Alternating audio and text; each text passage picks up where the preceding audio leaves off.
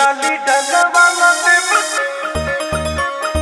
साली डाला वाला देव सोना ना किसी का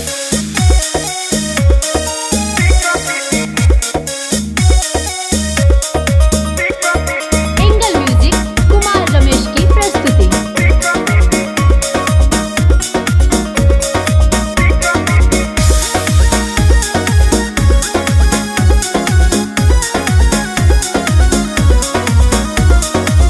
हाल के हम तो सेहन भइल बानी सुखर जवानी के रंग में नसानी ए जी हाल के हम तो सेहन भइल बानी सुखर जवानी के रंग में नसानी बुझल चारी बानी कुमारी घुसन जीजा घरवत भितरी साली डाला वाला देव सोनावा के शिकारी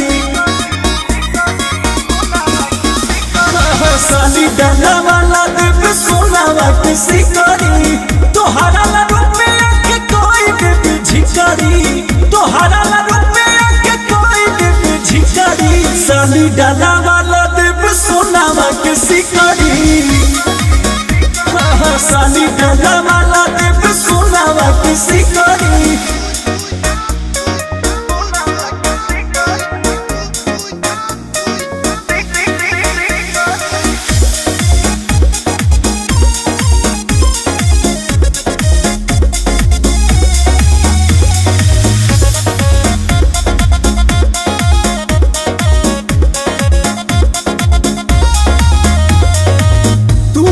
साली हम जीजा तोहार झूठो के महादेव भतू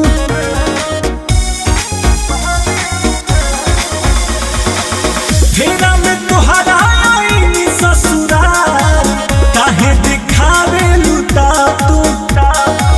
नइखे भरोसा हो जाए धोखा कहि के सोना दे देब पितरी साली डाला वाला देव सोनावा के शिकारी साली डाला वाला देव सोनावा के शिकारी तोहरा ला रूप में आके कोई देवी झिकारी तोहरा ला रूप में आके कोई देवी झिकारी साली डाला वाला देव सोनावा के शिकारी साली डाला वाला देव सोनावा के शिकारी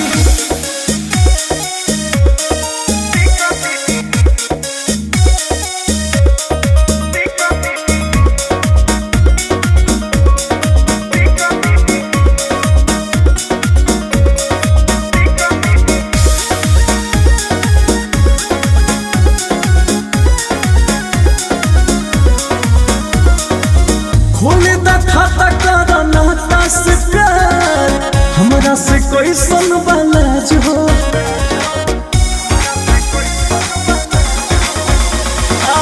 दीदी से सुघर बालू कमा तोहार एही से बनल मिजाज हो अंकुश राजा दे दे बसाजा लागी ना बस हो तोहर तिकड़ी